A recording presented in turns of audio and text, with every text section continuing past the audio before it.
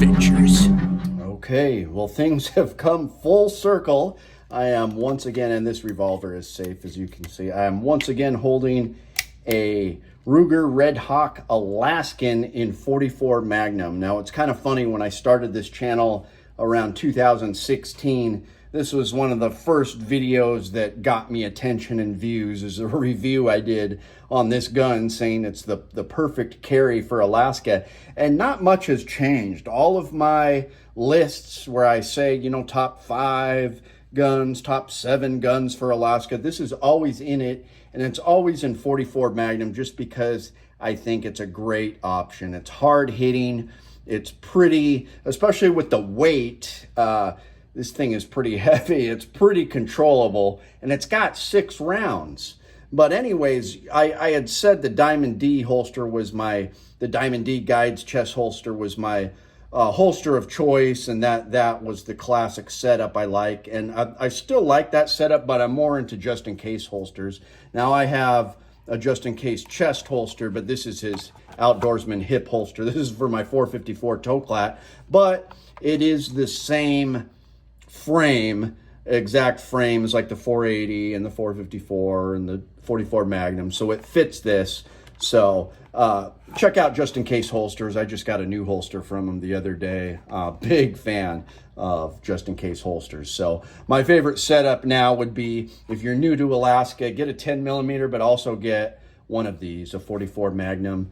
And the reason I say that is a 454 is better. No question. That's why I got the Toklat. But some people can't handle that. Some people, it is too painful. Their hands are too small. Maybe they're a small female or a small elf or hobbit. They cannot handle the 454 and they can't get enough shots off. I would say get this. That's why I say the 44 Magnum is usually the best choice, because almost everybody can handle this. It is very stout. Rolling. All right. Back to square one where Chuk started in 2016. The Ruger Super Red Hawk Alaskan 44 Magnum, basically a snub nose, really beefy. I'm going to see if I could hit that small watermelon, which everybody knows Chuk has a problem with shots, so I'm going to do single action. And we got some HSM loads in here, so they're not bad. You could use them as wild game defensive loads. Okay, and I missed. There we go.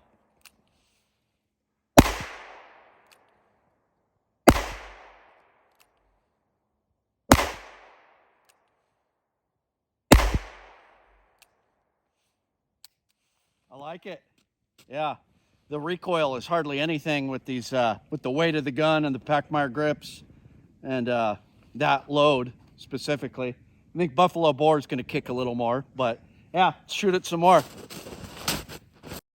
But with this rubber pad here, I mean, if it had wooden grips, it would just punish you. But because it's got rubber grips, that takes up a lot of the recoil, and so does the weight, and you can handle that. Now this, people have shot bears with this and have done just fine and protected themselves. But Ruger just makes tough revolvers. I mean, for 357, Smith & Wesson all the way for me. I prefer Smith & Wesson revolver big time.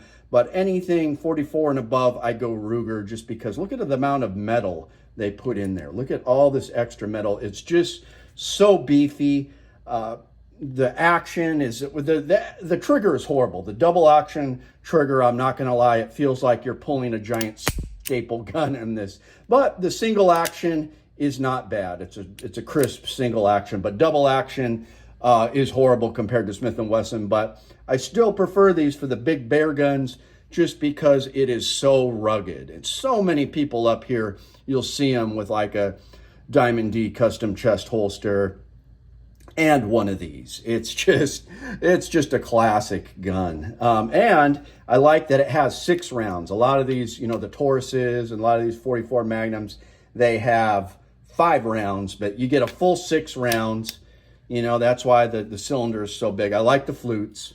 A fluted cylinder is fine for me. I actually prefer the look of it over the custom one they make without the flutes. It's got the front sight's a ramp, the rear sight is adjustable, and we do need to adjust this because we went and shot it the other day. I'll show the footage from that, and the sights were a little off. It was definitely shooting low, so this needs to be adjusted, but it's always been very accurate. When I've shot it, it's always been very accurate. Now, it's got a 2.5-inch barrel. Chuck is going to argue that that's not enough. I disagree. When you're shooting buffalo boar, underwood, some super hard-hitting bear defense 44 Magnum, this is going to be just fine. And if you make your shots count, 6 shots is going to hopefully be enough. But, you know, if you got a speed loader or something, you can, with some practice in a speed loader, you can load that. I love the stainless satin finish. Look at how that just gleams.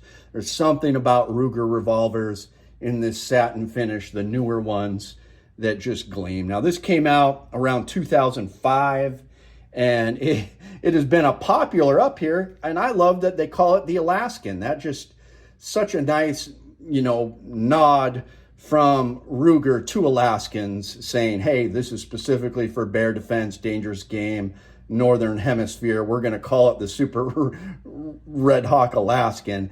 And people really like that. That's one of the reasons why it's so popular up here, because that is really cool of them to go ahead and put Alaskan in the name. So everything about this revolver is awesome. So if you're new to Alaska and you don't want a 10 millimeter, get one of these. I'd say get one of these and a 10 millimeter, but it's kind of a must have. But so my buddy got this because he has a friend who has one. He's going on a pretty intense rafting trip this summer. He's going to be on the Kobuk River. And that's actually where my mom's side of the family is from.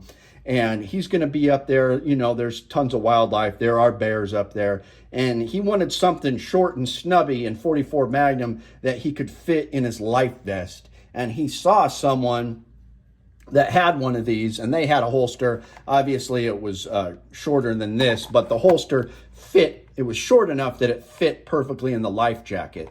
And so he was looking for one of these, and we finally got him one. So he retail for just under $1,200. You can usually find them a deal for like $1,100, but I mean, it's a pricey gun, but when you talk about quality, just a hefty 44 Magnum, you cannot go wrong with this. I will continue to rave about the 44 Magnum Ruger Red Hawk Alaskan. Like I said, I prefer the 454, but you can't go wrong with this. So let me know what you guys think. I think it's a win-win, and just even for a collection, what a cool revolver to have. So I started with it, and I'm ending with it. I'm going to continue to say this is a must-have for Alaska and the Northern Hemisphere. It's a survival tool that will keep you alive, and it's just so rugged. I mean, you can get it wet. I've gotten mine dirty. I've been on countless hunting trips with one of these, and they just shoot, so they're reliable. So this is something you need to keep yourself alive if you're hunting or backpacking, doing a raft trip like my buddy, something like that. Pretty smart buy to get something like this. So I think it is one of the best picks for Alaska. Chime in the comments what you think, guys. Please like, share, and subscribe. Help me out on Patreon if you can. Thanks, guys. It's Chook, your friend in the field. My name is Chook. I like to trade my guns just for fun, but now I have none. Oh, look, get shot by a bear, but I don't care. I got a 10 millimeter. Chook's Outdoor Adventures. Watch you almost die every time.